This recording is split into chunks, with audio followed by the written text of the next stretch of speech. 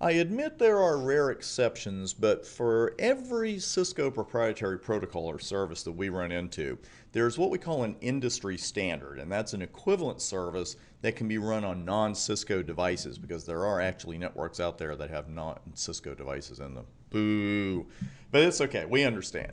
For CDP, though, that industry standard is the Link Layer Discovery Protocol, LLDP. And there are more similarities than there are differences. There's one important command difference I'm going to show you live here in a moment, but even the commands are similar.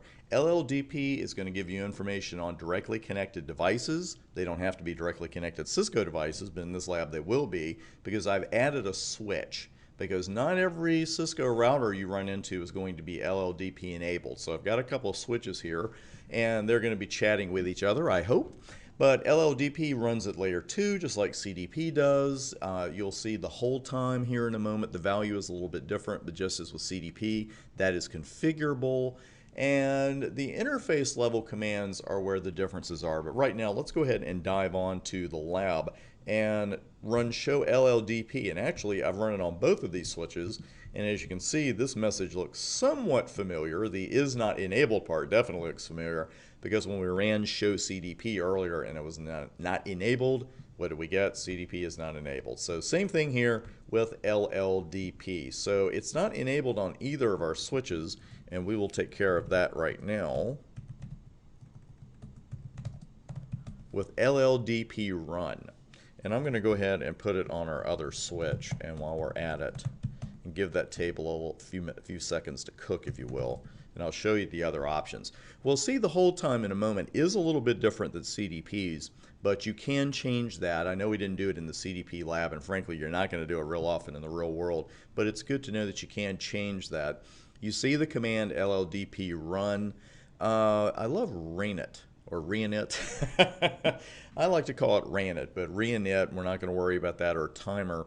Of course, you could specify how often you want the packets to actually be sent. But again, you're not going to be doing a lot of fine-tuning with LLDP.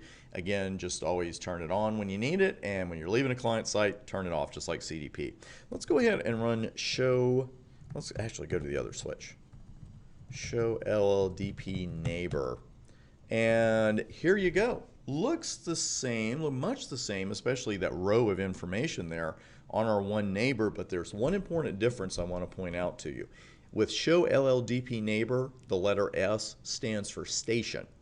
It does not stand for switch. That's what a B stands for. It's using the legacy term for switch, which is bridge.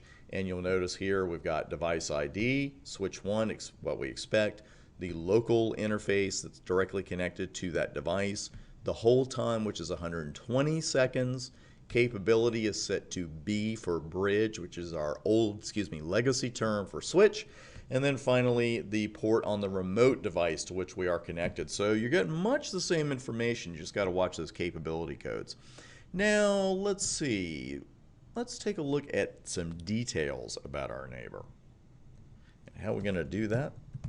Show LLDP neighbor details. Got me. It's just detail. And you can see there's chassis ID, port ID at the top, etc., port description, system name, all good stuff to know, but then it's going to give you a system description. If it's a Cisco device, as this one is, it shows you what iOS is in use. And some interesting info that you didn't get with CDP, and that's system capabilities as compared to enabled capabilities.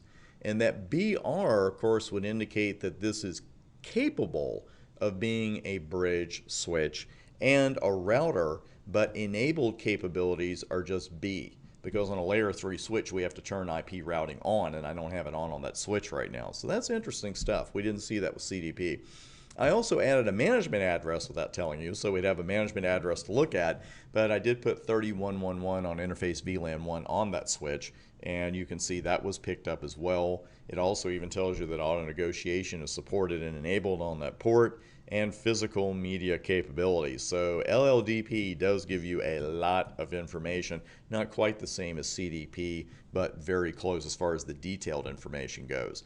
Now, let's work with LLDP globally and at an interface level. And we'll run show LLDP with 1P. Sometimes you just get momentum up, right?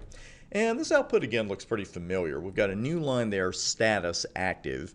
And we also see the advertisements are going out every 30 seconds. The hold time is advertised as 120 seconds. And the interface reinitialization delay is 2 seconds. So pretty much the same information there, especially with advertisements and hold time, even though the hold time value is different. I'll try not to mention that again. But there it is for global. But if you change things at an interface level, again, that's not going to show up here. And that's what I want to show you before we do a chart comparison of these two protocols. Because the thing is with the interface is that the options are a little bit different. There's no equivalent here to CDP enable. And even if I put no LLDP, I get the same choices.